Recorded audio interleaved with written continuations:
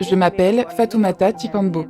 Je vis à Mopti, dans le quartier de Medina Koura. J'ai étudié jusqu'en classe de 9e année, où je me suis arrêtée, faute de moyens. Je me suis mariée à l'âge de 17 ans, et j'ai actuellement des enfants. Je ne travaillais pas auparavant. Les gens disaient souvent que je ne faisais rien de mes journées, puisque je ne travaillais pas et que je passais le plus clair de mon temps à la maison. Le fait de ne pas avoir de travail me pesait énormément. Un jour, je me suis mise à penser aux remarques désobligeantes que certains tenaient à mon sujet. J'en ai eu le cœur si lourd que je me suis mise à pleurer. Dans le but de récupérer ces filles déscolarisées en vue de faciliter leur insertion dans le tissu économique, l'ONG Agir, avec le soutien financier du Fonds des Nations Unies pour la population au Mali, a mis en œuvre le programme Qualité de vie et épanouissement des jeunes et adolescents au Mali.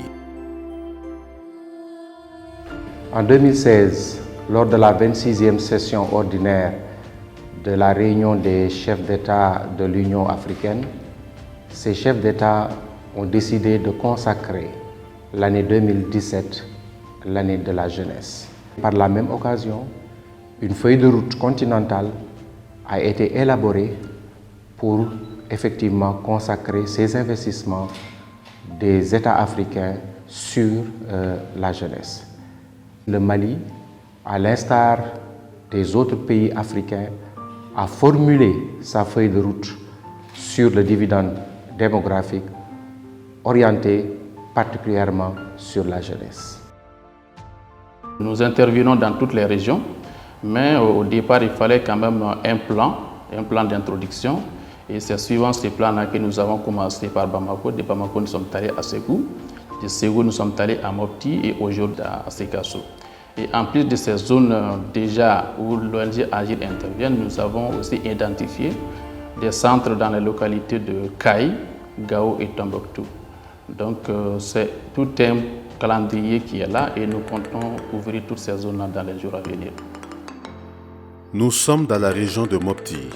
L'axe éducation du programme a conduit l'ONG Agir à mettre en place des centres de formation en informatique. L'objectif est de donner une formation en informatique aux filles déscolarisées afin de les insérer dans la vie économique.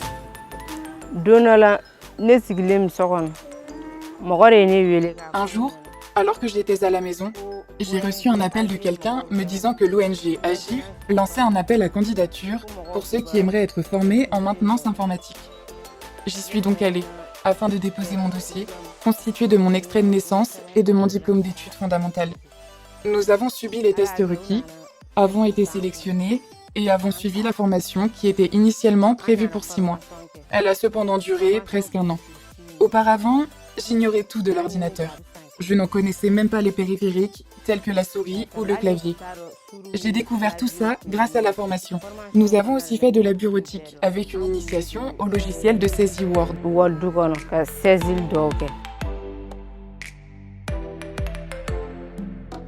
Le principal défi auquel nous avons fait face, c'était le problème de l'employabilité après la formation, parce que nous nous sommes rendus compte que les filles n'arrivaient pas du tout à s'insérer professionnellement. Donc nous ne voulons pas venir ajouter une touche au chômage. Donc qu'est-ce qu'il fallait faire? Il fallait essayer de remédier à cet état de fait. Donc nous avons eu, grâce toujours au concours de l'UNFPA, essayé de pallier à cet état de fait. Donc nous avons eu à faire un renforcement de capacité en gestion et création d'entreprises et nous avons vu que les bénéficiaires étaient très à l'aise dans ces activités. En plus de la formation en informatique, les filles sélectionnées ont reçu d'autres renforcements de capacité, dont la création et gestion de micro-entreprises. Ainsi, chaque participante à la formation a choisi l'activité génératrice de revenus de son choix et a reçu un soutien du programme dans ce sens.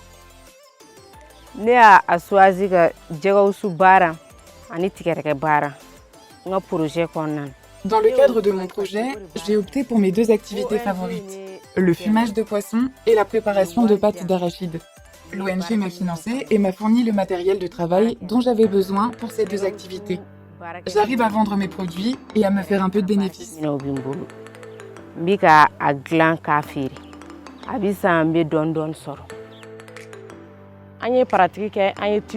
Lors de la formation, nous avons allié théorie et pratique. En ce qui me concerne, j'ai choisi la restauration comme activité. Ils m'ont financé et m'ont aussi fourni le matériel nécessaire. Cela m'a été vraiment profitable et j'ai même appris à faire de nouveaux plats. Je souhaite vivement que mes activités se développent, que mon restaurant s'agrandisse. J'ai fait de l'élevage de volailles. Cette activité a été rentable car elle m'a permis de transférer mes enfants de l'école publique vers l'école privée et de payer moi-même leur scolarité sans encombre. J'arrive aussi à envoyer régulièrement de l'argent à ma mère puisque je suis l'aînée de la famille. J'ai aussi ouvert un compte d'épargne où je verse de l'argent.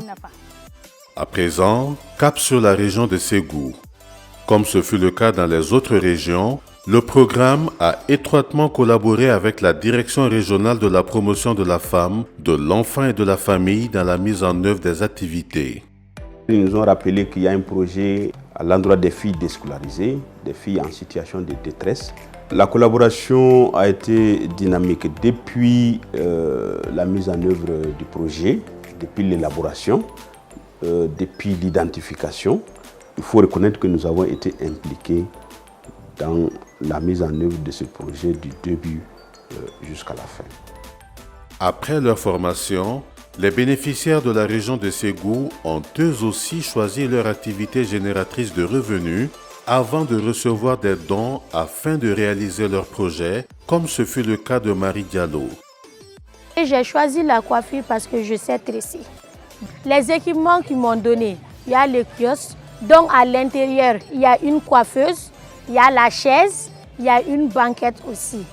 Ensuite, ils nous ont aussi donné les lucières électriques, les lucières à boucler, le casque, et puis la lave à tête aussi. 90 000 aussi, ça c'était pour acheter les mèches, les défrisants, les pommades, les pingles, les lames, les ciseaux, les paniers. Moi, j'ai entrepris de faire le maraîchage. Donc, on m'a formé sur ça. J'ai commencé à faire le maraîchage à l'aide des matériels que l'ONG Agir et l'INFPA m'ont donné. Et en plus, on m'a donné un fonds de roulement pour débuter. Dans ce projet, j'ai pu réaliser un rêve que j'avais. Les résultats du maraîchage m'aident et aident aussi ma famille. Parce qu'avec les récoltes que j'ai faites, j'en vends et ma famille en consomme aussi. Et ça aide mes enfants dans leurs petits problèmes quotidiens. Et j'aide aussi mon mari. La formation en informatique a été utile pour ces filles dans la mise en œuvre de leur activité génératrice de revenus. Ainsi, plusieurs d'entre elles confectionnent des étiquettes pour leurs produits à l'aide du logiciel Word, ainsi que le logiciel Publisher pour les images à insérer sur les emballages. Elles utilisent également le logiciel Excel pour leur comptabilité. Il convient de rappeler à cette occasion que UNFPA, dans le cadre de cette collaboration avec l'ONG Agir en faveur de la promotion de l'autonomisation des jeunes filles, a appuyé 4 centres de formation à Bamako, Ségou, Mopti et Sikasso. Et ces centres de formation qui ont été financés ont permis de former 121 filles depuis 2015. A par la suite doté toutes ces filles-là en équipement afin de renforcer leur autonomie et de mettre à leur disposition des fonds de roulement, globalement évalués environ à 60 millions de francs CFA, avec aussi l'appui des partenaires tels que l'Espagne et l'Italie.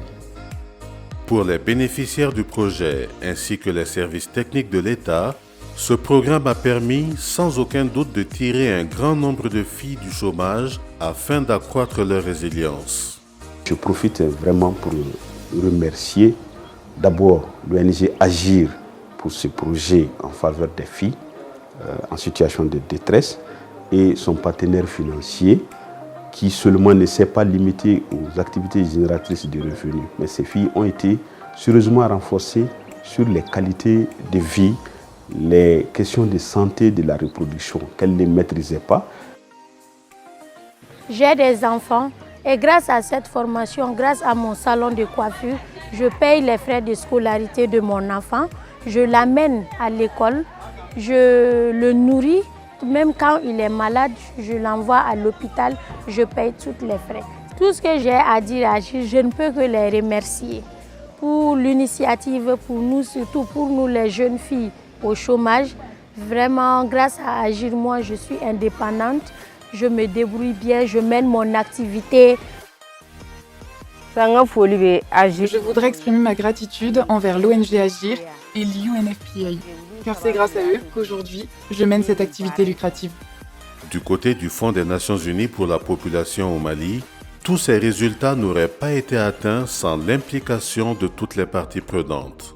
Je pense qu'au regard de ces résultats satisfaisants, c'est le lieu vraiment de remercier l'ONG Agir pour cette belle initiative, mais aussi de remercier l'ensemble des partenaires techniques et financiers qui ont appuyé l'UNFPA dans ce processus. Les jeunes filles aussi sont vraiment à encourager. Le début de toute chose n'est vraiment pas facile, mais au bout de la persévérance, il y a la réussite.